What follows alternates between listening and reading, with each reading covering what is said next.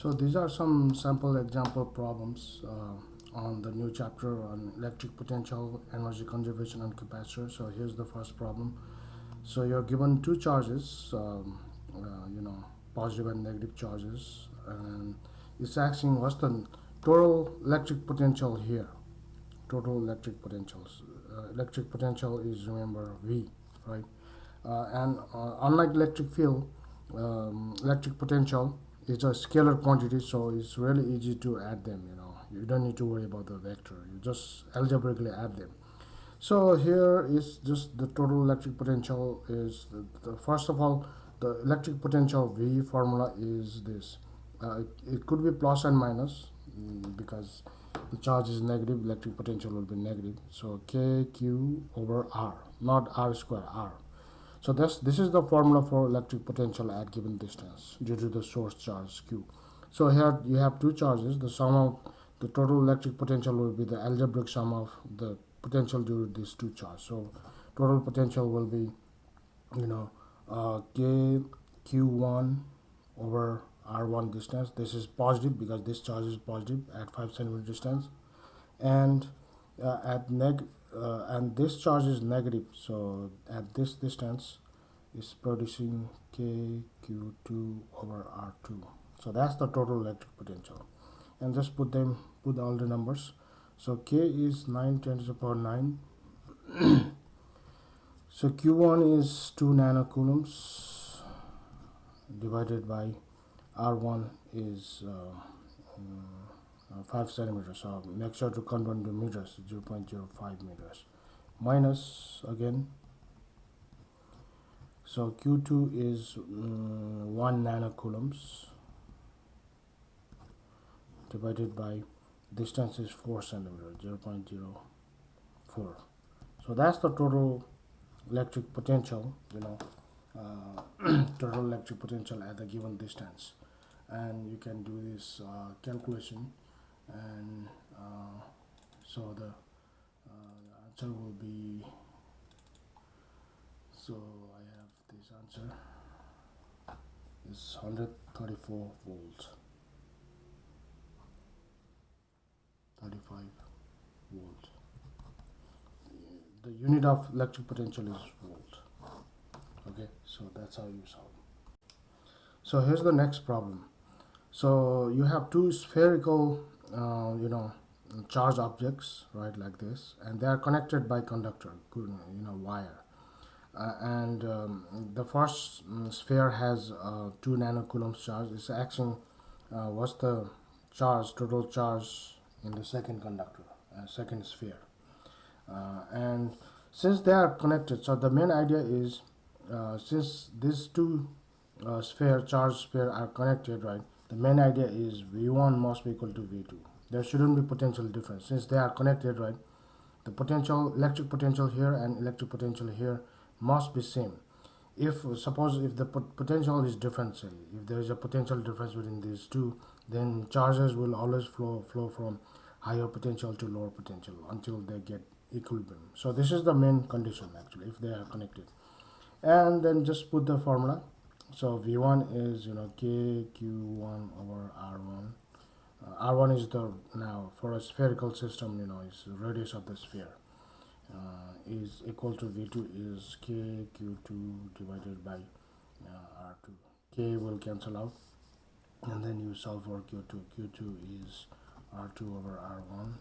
The radius is given, and Q1. So the radius to are 2 centimeter, 1 centimeter, both are in centimeters. So Q1 is 2 nanocoulombs, so 4 nanocoulombs is the total charge. It must be the total charge on the second sphere. So here's the next problem. It says an electron has been accelerated from rest through a potential difference of 1000 volt. What is this kinetic energy in joules? So basically, how do you accelerate a charged particle or electron? So it's in using electric field lecture. So imagine a situation like this. So you have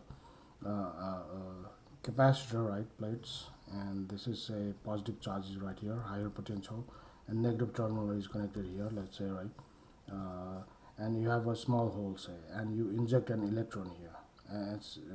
It's so then the electric field is in this direction, right? Electric field due to capacitor is in this direction, and if you release an electron, say this is an electron from rest, it will accelerate. It will attract. It will be attracted towards the positive plate. So electron will accelerate, right? So it's acting. If you apply the potential difference between these two plates, 1000 volts, right? 1000 volts. What will be the kinetic energy, right? Due to this 1000 volt potential. So you can just use. So since the electron is accelerated, right? Accelerated by using 1000 volts from rest, you can just use the energy conservation, so energy conservation, let's say u plus k, initial is u plus k, final, remember u is the electric potential energy, is q times v, right? V is the electric potential. So let's say this is at 1000 volt, right, and this is at 0 volt. So we consider just initial point as reference voltage, 0 volt. So then this is 0 plus this is also 0, right, because initially it was accelerated from rest. So then u is q times v, right? Q times v, q of the electron, plus kinetic energy, which is what we are trying to find, right? But q is negative actually, because electron has got negative charge, so its potential, electric potential energy will also be negative, remember that. So k will be just q times v, right? Q is the electron charge. So electron charge is 1.6 10 to the power negative 9. That's the basic elementary charge actually. V is the voltage used, the potential difference used. So voltage used is 1000 volts. So that's it. So kinetic energy gain will be 1.6 10 to the power negative 16 joules. Okay, in joules. So what is the kinetic energy in electron volts? So 1 electron volt is the energy acquired by the electron at 1 volt. Okay, that's how we define electron volt. It's a because the usually if you see the unit actually in joules, it's really small number. If you measure the energy of kinetic energy of the small particles, small charge particles, it will be very small in joules. So usually the particles energy is measured in terms of electron volt. So as I said, 1 electron volt is the energy of the electron at 1 volt. So and its equivalent energy is 1 electron volt is 1.6 10 to the power negative 19 joules. So it's acting now. It has what's the kinetic energy? So we have already found kinetic energy in joules. So it wants you to convert into electron volt. So the kinetic energy in electron volt is just divided by this number. 1.6 is energy at 1000 volt is 10 to the power negative 16, right? And just divide by this conversion, 1.6 10 to the power negative 19, right? And that will give you 1000, and its unit is electron volt. Okay. So and obviously, if you apply 1000 volts, its energy, the electron's energy will be 1000 volt. If you apply 10 volt, its energy will be 10 electron volt, something like that. Okay, so what's its speed at right? At this kinetic energy. So we already know the kinetic energy, right? K is 1/2 mass of electron. We are talking about electron mass, right? Because this is the kinetic energy of the electron, v square, and then you solve for v. V is 2 kinetic energy by mass of electron square root, and 2 kinetic energy. So you have to now put in standard unit joules, not in electron volts, because we're calculating the velocity in meters per second. So your kinetic energy must be in joules. Divided by mass of electron, you can find it in the reference sheet or in formula sheet. In the answers you can see 9.1 10 to the power negative 31. It's very light, square root, and that's the speed. And so if you do that calculation, 1.88 10 to the power 7 meters per second. So here's the next problem. A 2 millimeter diameter plastic bead, right? It's a charged particle, it's charged to -1 nanocoulomb A proton is fired at a speed from far away with a speed far away means it's infinitely large distance with a speed of 1 10 to the power 6 meters per second, collides head on. What is the impact speed? So here's the main point. So you have a 2 millimeter diameter plastic bead, right? It's a charged particle, is charged negatively charged. It has a total of 1 negative 1 nanocoulombs. That's the plastic bead. It's a charged object, right? Its diameter is 2 millimeter, so radius is 1 millimeter, right?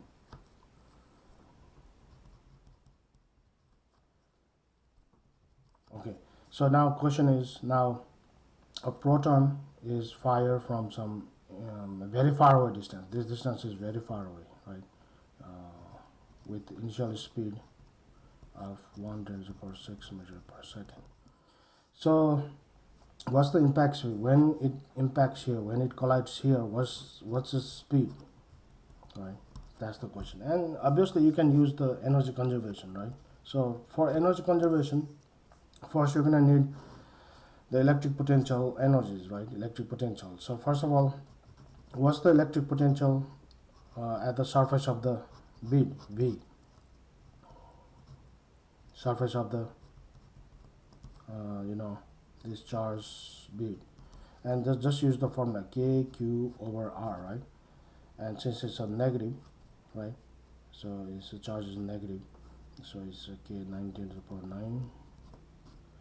Charge is negative, so negative 1 nanocoulomb, negative 9, divided by R is the radius of the bead.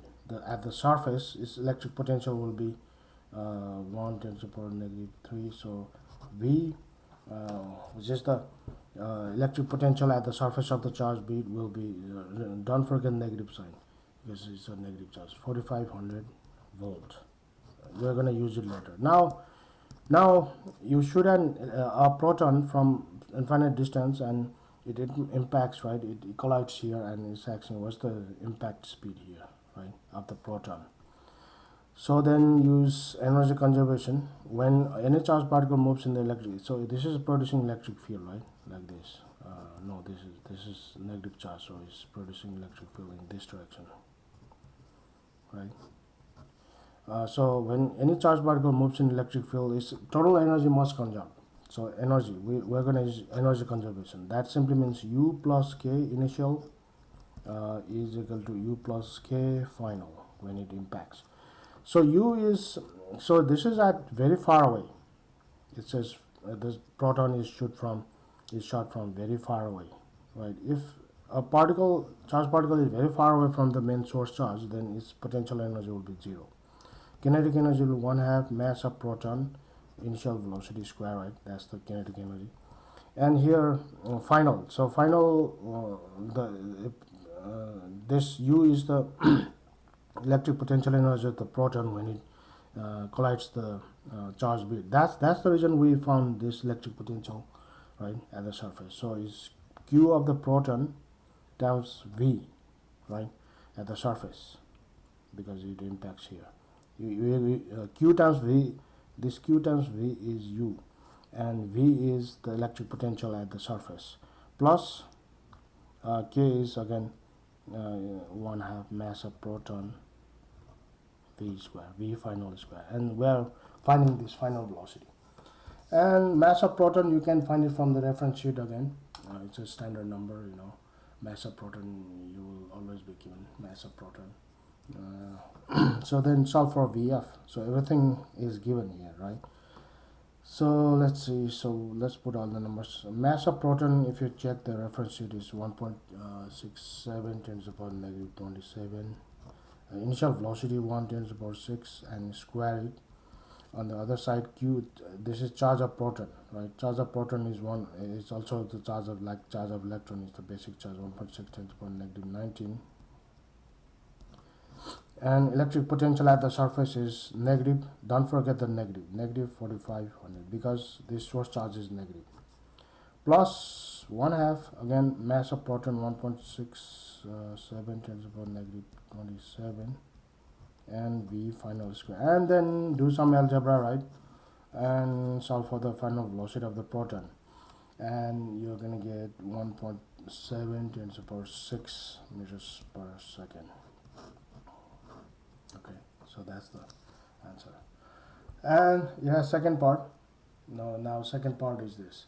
An electron is, instead of proton, now what would be the, what happens if you fire an electron, right? Instead of proton from the far away distance, an electron is fired at the beat of far away. It reflects with a turning point of 0.1 millimeter from the surface of the bead. So that means, let's redraw the picture. This is the charged bead, right, with 1 nanocoulomb charge. So now electron, instead of proton from same far away distance, now electron is fired. Now since this is negative charge, right, and so if electron is fired, the electron will slow down, and then finally it will recoil, it will rebound and repel at some point. It's acting now, it repels from a distance of 0.1 millimeter distance. It's not onto scale, right? It repels. It will slow down, and at some point it stops here, right, and it recoils, right, it repels back. So then what's the initial, now it's action, what's the initial speed of the electron? Okay, so we know final speed is 0, because it will slow down and it stops and recoils, right? It's action now in the initial speed. So again, you just use the energy, so energy of the electron, the total energy of the electron moving in electric field of this must conserve. So U plus K initial must be equal to U plus K final, right? And U is so initial electric potential is again 0, because the electron is shot from, it says, very far away. If it is very far away from this charge, like, so initial potential energy is 0, plus kinetic energy, we don't know, we're going to find that out, right? We are solving initial velocity. Mass of electron again is given. On the other side, now you have to be a little careful, is charge of electron times the, right, the potential at that point, final. So potential at this point, you have to figure out what's the electric potential, right, at that point from this charge. So this is, now what's the total distance? This is 1 millimeter, right, and from here to here is 1.1. So total distance from the center of the plastic bead is 1.1 millimeter. So be careful. So first you have to find the electric potential at that point, not on the surface. Electric potential at that point due to the charge bead. So KQ over R. Now distance is new distance. So 9 10 to the power 9, and charge is negative 1 nanocoulombs, negative 9, divided by, now is 1.1 10 to the power negative 3, right? So that's the new electric potential. This is not velocity big V, this is the new electric potential at that point where the electron rebounds. So, and if you do that, 4286 volt, and we're going to use it here, plus the final kinetic energy is 0, right, because it stops momentarily. Okay, so then you're solving this, right? So 1/2 mass of electron is again on 9.1 10 to the power negative 31. Initial velocity we don't know, we're solving for that. And be careful here, charge of electron, you have to put the negative sign, because potential energy, when you calculate potential energy, the sign matters actually. So the charge, since electron is negative charge is negative 1.6 10 to the power negative 19, and the electric potential is also negative, right, negative 4286. That total make it positive, otherwise velocity will be imaginary. So then if you solve that, right, this algebra, the initial velocity is 3.88 10 to the power 7. So the electron's initial speed must be this. So here's the next problem, similar problem. So you have a capacitor plates, two charged plates, two plates. One is at positive potential, higher potential, one is at negative potential, and it has a small hole to the left of the plate, and a proton is shot actually from this small hole with this initial speed, right? And then what will happen? So since this side of the plate is positive, right? This side of the plate is negative. So since proton is shot from here, proton will slow down, right? Because it's moving against the positive plate. Or in other words, actually, since the electric field within the plate is from here to positive to negative side, since proton moves against the electric field, so it is slowing down, right? So that's the reason. So uh, so the first question is, did the proton move into the region of higher potential or lower potential, right? So proton is moving to the higher potential, right? Because it's moving. First question is, proton is the proton is moving towards the higher, of course, higher electric potential, because it's moving towards the positive plate, right? Okay, so first, second, what was the potential difference that stopped the proton, right? So it's acting, it stopped somewhere here, right? So it's acting, what's the electric potential of the equipotential here? What's the electric potential here? And then again, just use the energy. U plus K initial is U plus K final, right? Final, it's slowing down and it stops here, somewhere here. It doesn't reach here. So then U is 0, because you could just consider this as 0 volts, right? And because we consider the initial point, initial potential as reference point, so 0. So this is 0 plus 1/2 mass of proton, velocity, initial velocity square, and the other side electric potential is charge of proton times the you know the electric potential here. That's what we are finding, plus 0, because finally it stops, right? Since it stops, it will do. So that's it. So then you solve this potential difference. What potential, right? What electric potential difference needed to stop the proton? So the potential here would be then 1/2 mass of proton V initial square over charge of proton. Okay, so 1/2 mass of proton is again 1.67 10 to the power negative 20 from reference sheet. So initial velocity is 800,000 square divided by charge of proton is again 1.6 10 to the power negative 19. Okay, so that should be the electric potential. And if you do this calculation, 3340 volts. So you're gonna need at least that much voltage, 3340 volts, to stop this proton. So that's the question. So part C is, what was the initial kinetic energy of proton? And that's really easy. So initial kinetic energy is just 1/2 mass of proton V initial square. So 1/2 mass of proton is 1.67 10 to the power negative 27. Initial velocity is 800,000 square. So this is 5.34 10 to the power negative 16 joules, right? This is in joules, and if you want to convert into electron volt, right, this is the tiny energy scale. So if it wants you to, if it is asking you to find the kinetic energy in terms of electron volt, then you can just divide by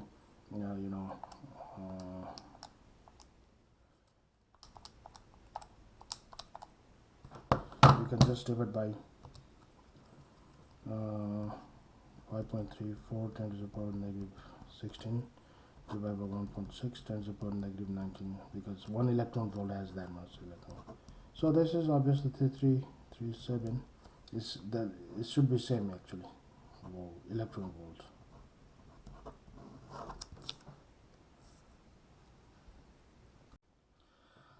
So these are some examples of equipotential surface. Remember, these all dotted lines are the equipotential surface or equipotential lines. And remember, by definition, equipotential lines or surface are the lines or surface where the potential is same everywhere. So here, this is, it says 100-volt line. That means any point on this, right? Any point here must have 100 volts if you measure, right? Similarly, this is 50 volt, 24, 25 volt and 0 volt lines. So it's just asking the average electric field, right, from at point 1 and 2, and also the direction, right?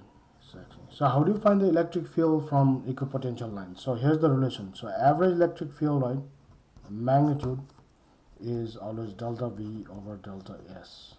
Delta S is the distance. Okay, you can also say D, right?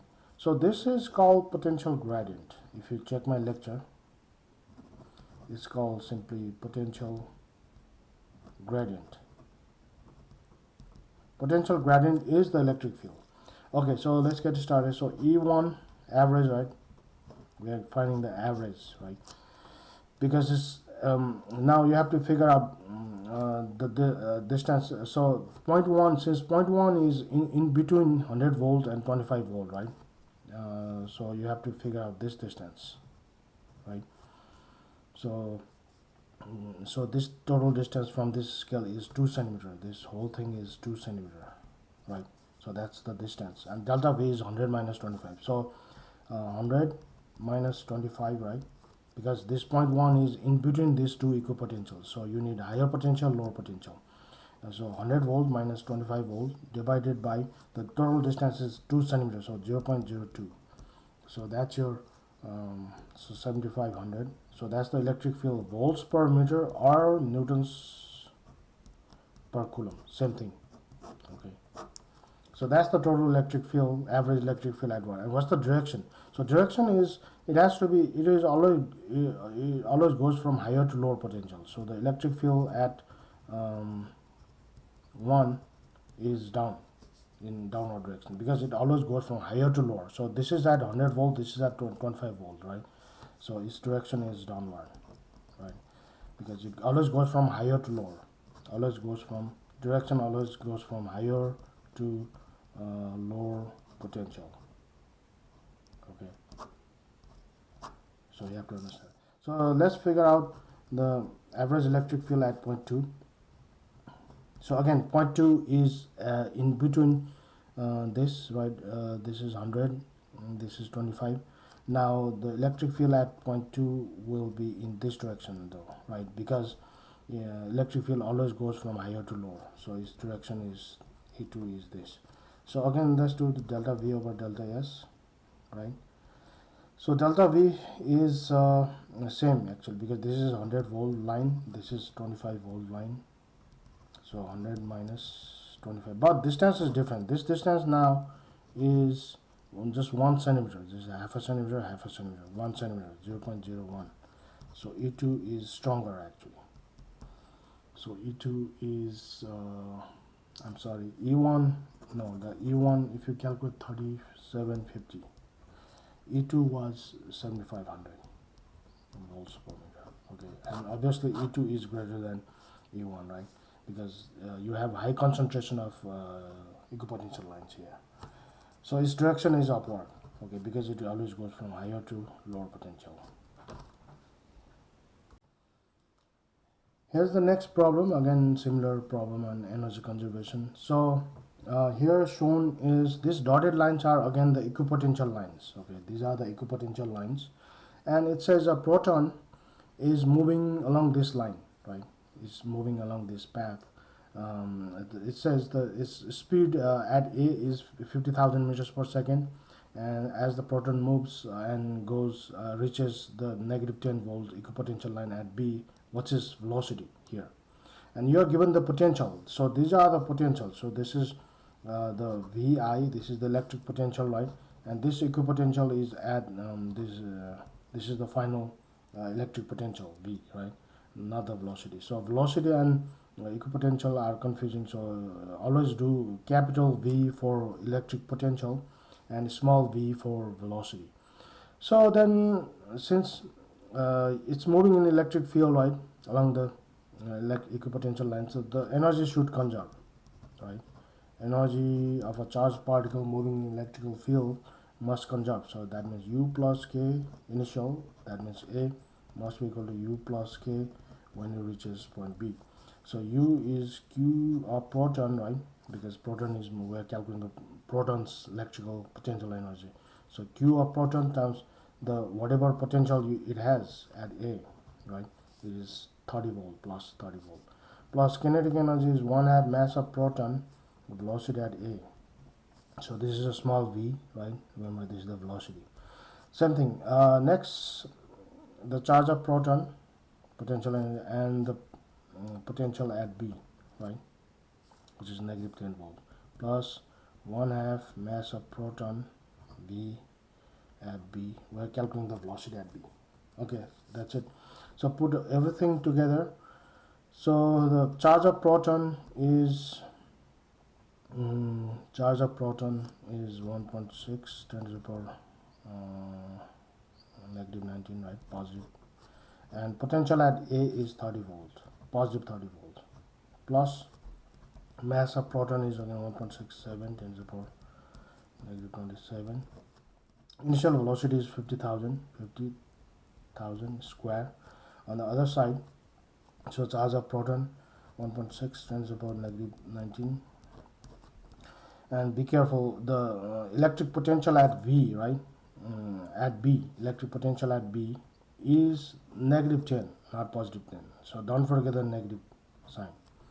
Plus 1/2 mass of proton 1.67 10 to the power negative 27 times VB square. We're solving this. We're solving this, the velocity of the proton when it reaches B, and you have everything now, right, except the velocity at the B, and you just do some algebra, just simplify that and then calculate that, and the velocity will be 1 10 to the power 5th meters per second. As the proton reaches here, right, this velocity will be this, 1 10 to the power 5th meters per second. Okay, here's the next problem, and this is, I just took it somewhere from the activity manual. So it says, here's again, these dotted lines are the equipotential lines. Okay, equipotential lines, and this this black dot here at the center is the mass of the ion nucleus. This is the ion nucleus. This is the ion nucleus, and it's positive, right? So the total charge of the ion nucleus, right, is, it says, since ion has 26, ion's atomic number is 26, that means it has 26 protons. So its total charge has to be, positive 26, the charge of proton, right? E is the charge of proton, which is basic charge. So positive 26, 1.6 10 to the power negative 19, because since it has 26 number of protons, that's the total charge of the ion nucleus. First, that's the thing you have to calculate, coulombs. That's the total charge at the center of the nucleus, and these are the equipotential lines, right, drawn around the nucleus. And it says consider a proton, right, in the potential field of ion nucleus, right. So 3 equipotential surfaces are given, dash line, to the ion. So here's the first question: calculate the radial distance from the ion nuclei at which the electric potential is 5 volts, right? So and 3 volt, and so it's asking what's the first distance, this distance, right? The first, it says the first equipotential line is at 5 volt. This is at 5 volt. This is at 3 volt. And finally this is at 1 volt. The potential decreases with holding. So it's actually the distance. So just use the formula. V is K Q of the ion, right? Because our source charge at the center is the ion nucleus, divided by first distance, right? And you're solving this R, K Q of ion by V1. K is 9 10 to the power 9. Total charge of ion, that's why we've first calculated, right, and divided by the V1 is at, the first equipotential line is at 5 volt, so that's the 5 volt line, so that's the distance, first distance. So if you do that, 7.49 10 to the power negative 9, it's in nanometer. And do the same thing. So R2 is K, Q ion is same, divided by V2. V2 is at 3 volt, right? So do the same thing. 3 volt, and this is 1.25 10 to the power negative 8 meter. And similarly do the same thing, and you will end up with this. Okay. And the next question is, part D is sketch, right, draw and label 8 electric field lines for the ion nucleus. So since you are given the equipotential lines, then you can draw the electric field lines. Now electric field, again, electric field is always, remember, perpendicular. Electric field vector is must be always perpendicular to the equipotential surface or lines, right? We talk about that in lecture slide. So then if you draw the electric field lines, just draw it like this from the center of the nucleus, like this, and it's always must be perpendicular to the equipotential lines. It wants you to draw 8, so just draw randomly, you know. Okay, so these are the electric field, right? And it's coming from higher to lower potential, so obviously because the ion nucleus is positive, so its electric field is outward, radially outward. So that's the electric field vectors. Okay. So next question is part E. This is same problem, just the continuation. Part E, suppose we now put a proton initially at rest at the inner equipotential, right, which is at 3 volt, right, which is at 5 volt. What is the speed of the proton when it reaches the outer potential? So let me draw again. You have an ion nucleus, right, ion nucleus, and you have the innermost is at 3 volt, right, no, 5 volt equipotential, and the outermost is somewhere here. Outermost is 1 volt equipotential.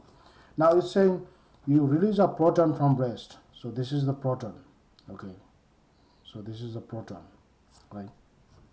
So release from rest, and since the electric field is that way, right, it will accelerate. The proton will always, since proton has a positive charge, proton will accelerate in the direction of the electric field.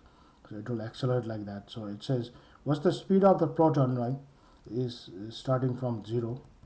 What's the speed of the proton when it reaches the outer equipotential surface? Outer equipotential is at 1 volt. That's it. And again, just use the energy conservation. Energy of the proton must be conserved. So U plus K initial, right? U plus K final. So that's the same thing, right?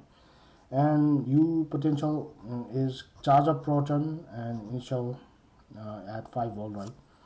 Initial plus kinetic energy is 0 initial because it was released from rest. So final potential, charge of proton times the final electric potential, which is 1 volt, plus 1/2 mass of proton, final velocity square. So charge of proton is 1.6 positive, 1.6 10 to the power negative 19. So initial potential is 5 volt, right? That's the inner equipotential lines. Again, this is positive 1.6 10 to the power negative 19. So the outermost equipotential is at 1 volt. That's given. 1/2 mass of proton 1.6 10 to the power negative 27 times the final velocity. So then you again solve for do some algebra and then solve for the final velocity of the proton when it reaches the outermost equipotential line, right? And it's gonna be 2.77 10 to the power 4 meters per second. Okay. Okay, the next is just the conceptual. Could you use the kinematic equations for uniformly accelerated motion, college physics 1, to solve part E? Why or why not? Okay, if you are given the distance. So since you are given the distance, right, we have found R1, R2. You can find the distance, right? Is now, if you know the distance, can you use just the kinematics, one of the kinematics equation? to solve the same problem, to solve the final velocity, like v square is v initial square plus 2a delta x, right? Something like that. One of the kinematics or other kinematics.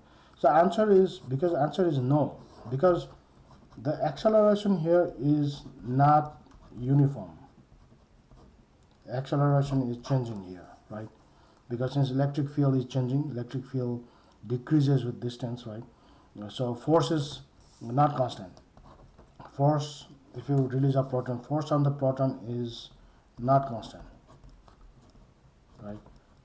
Because electric field is changing. So since force is not constant, acceleration is not constant, and you cannot use the kinematics, because this kinematic is only for constant acceleration process, constant accelerated motion. Okay, so the answer is you can't use kinematics to solve the same problem. Okay, here's the last problem, and this last problem is on a capacitor. It's just the same topic on electric potential. The application is the capacitor. So it says this: a 2 by 2 parallel plate capacitor. That's the area of the plate. It has a 2 millimeter spacing. The potential difference between the two charged plates is 200 volts. So calculate the. So here's the question. So capacitor is simply two metal plates, right? Like this, parallel metal plates separated by some distance, d, right? And here it doesn't say anything, so it's just separated by air. The gap is air, right? And this is the area of the capacitor.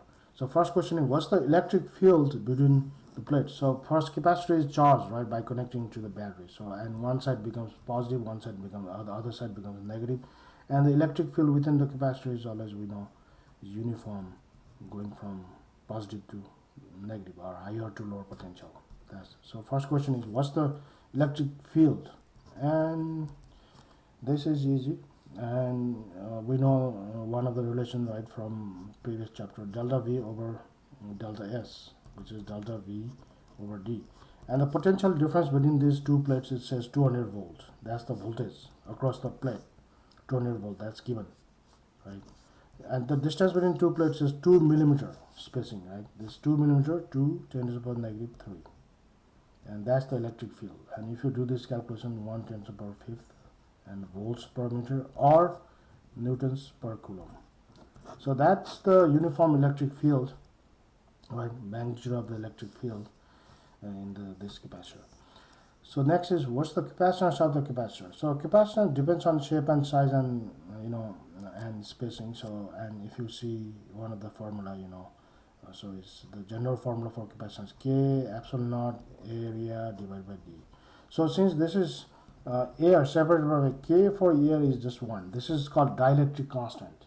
So the dielectric constant for air is just 1. And epsilon naught, which is the fundamental constant, is the permittivity constant, right? It's called permittivity of the medium for air. This is given, actually, it's from the reference sheet, actually. You don't need to memorize any of this. So just put that. So K here is not Coulomb constant. It's not 9 10 to the power 9. Okay, so don't get confused. This is the K. It's called dielectric constant. So it's a little confusing here. This K in capacitor is actually not Coulomb constant. It's the dielectric constant. It's 1 and 8.85 10 to the power negative 12. So area is 2 by 2 centimeters. So 0.02 times 0.02, right? Because you must convert into meters. And divided by separation is 2 millimeters. So again, 2 10 to the power negative 3. So that's the capacitance. So if you do this calculation, the capacitance is 1.8 10 to the power negative. It's very small, right? So that's the capacitance of the capacitor. And this is, you can also say 1.8 picofarad, right? Or just keep it in farad. Okay, how much charge is on each plate? So then it's easy. Q is CV, right? Or C delta V, same. V is delta V, actually, which is the potential difference between two plates, voltage difference between two plates. Okay, so we already know, so charge on each plate is just C. The capacitance we have just found the 1.8 10 to the power negative 12, and voltage between the plate is 200. So that must be the total charge 6 to the power negative 9 coulombs. And also you can express in real units, 0.36, since this is negative 9 nanocoulombs on each plate. On each plate, right, one is positively charged, one is negative. Each plate, it has that much charge stored.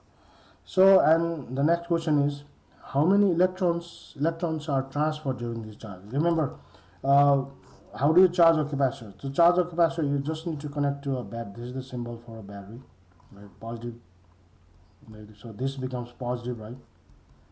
This becomes negative. So the battery is electrical pump, right? It simply transfer electrons from one plate to other plate like this, right? Slowly. The job of this battery is just to transfer some electrons, right, from one plate to other. So then this plate becomes positive plate. This becomes negative plate. So it's asking how many electrons are transferred during this process. And from quantization of charge, it's called quantization of charge. The total charge transfer, total electrons transfer must be equal to the total number of electrons times electronic charge, right? That's the relation. Because right, any charge, right, has to be the integral whole number multiple of the basic charge. This is the basic charge, or charge of electron, right, which is, we know, 1.6 10 to the power negative 19. Okay, the number of electrons transferred is the total charge, which we already know. Total charge on each plate is that much coulombs, divided by the basic. You just divide the total charge by basic charge. That's it. So 0.36 10 to the power negative 9 divided by the basic charge. So that's going to get you the total number of electrons transferred during this process. So it will. So it transferred, the battery has transferred that many electrons during this process, charging process. Okay. So next, the last question is, how much energy is stored in this capacitor? So once the capacitor is fully charged, right, it has energy, electric energy, right? So, and electric energy is one of the formulas. So the total energy stored, which is denoted by U, total energy stored on the, which is the electric potential energy, is for capacitor is 1/2 CV square. There are three different formulas. Use one of them, because we already know C, we know V. So 1/2 C is the capacitance of the capacitor, and V is 200 volts square, and that's the total energy stored in the capacitor. And in joules, you can just keep it in joules. 3.6 times the power negative 8 joules. Right. That's it. So capacitor problems are really easy.